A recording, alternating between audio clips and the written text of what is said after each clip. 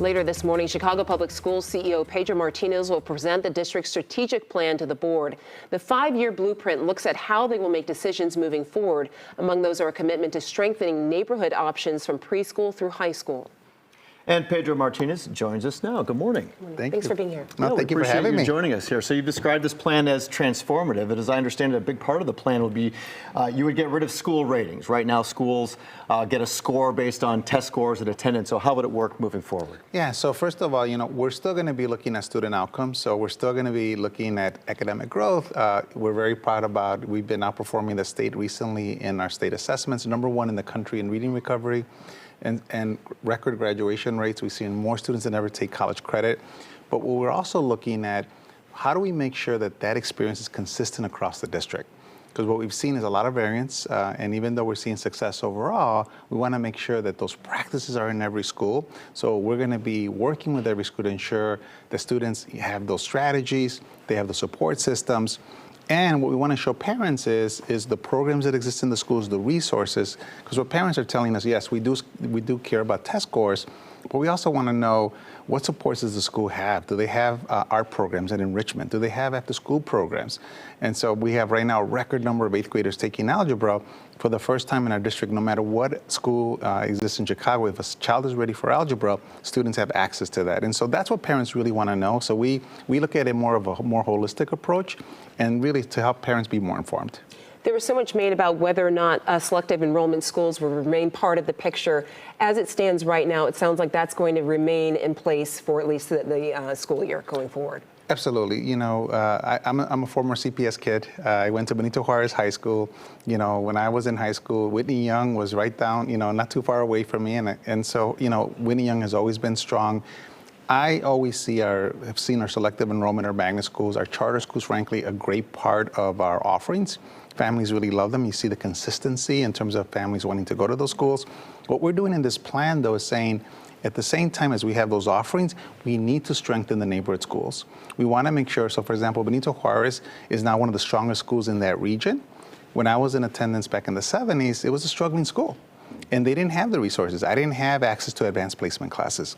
Now across our district, what we're saying is, if a child's ready for that advanced coursework, whether it's advanced placement, international baccalaureate programs, we have more students than ever taking college credit classes. Those programs should be in those schools. As I said earlier, it used to be that only certain schools offered algebra in 8th grade. Now we're offering it across the entire city. And so for us, it's not an or, but it's all the above. And what I want families, what I tell families, look, if your child can feel a sense of belonging in their school, they're going to be successful. If they feel comfortable, my son is an 8th grader, I have a daughter who's a 5th grader, my son has found community in his school. It's a neighborhood school, and he's thriving. So for me, I want to make sure that we're in this. By the way, this is what families are sharing with us. As we did engagement, over 14,000 stakeholders that we engaged in this plan, what we heard loud and clear is, yes, we're starting to see the success. We're starting to see more of a consistency across the district, but we wanted you to take this holistic approach because my child, if my child is struggling in school, I want to know what you're going to do for my child. Please tell us real quick. We just have about 30 seconds left, but talk to us about your future specifically with CPS. Yeah. There have been reports that Mayor Johnson is looking to replace you. What's the latest? Yeah, Dan. Again, the politics in Chicago are the politics. I can tell you right now, my focus and #1 focus. I'm excited about this plan. I'm excited. I'm starting my 4th year. Like I said, I have 2 children, an 8th grader and a 5th grader. So for me, I'm focused on making sure that we continue to build on the success we're having. I'll tell you right now, we're going to have, this is the best school year ever that we're going to have. We started this, it was the smoothest start of the school year. Principals are feeling good, teachers are feeling good. So, that's going to be my focus. When did you talk to the mayor last? When did you guys have a last conversation? So we have regular conversations, and really the conversations are around how do we continue to make progress on, on negotiating our labor contracts, and how do we continue the success. I want to ask you about the Chicago Teachers Union because they released a statement yesterday and a letter saying that they believe that there is this list of 100 schools that might be slated for potential closure or co-location.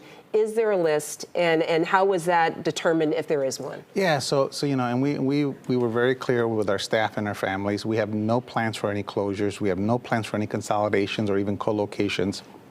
in the past, as part of the strategic plan and as part of our master's facility plan, we did look at, and we had to, right, looking at the enrollment in each of our schools, the challenges around which schools are under-enrolled and the capacity on those schools. And so we did look at that, and really what we decided was, based on our values, we'd rather invest in our schools, strengthen our schools, give our families more options, because frankly, as much as I love our selective enrollment and magnet schools, I want families to have a choice within their own neighborhood. All right, Pedro Martinez, we appreciate you joining us early this Thanks for morning. being here. Thank you for Appreciate having it. me. Thank you.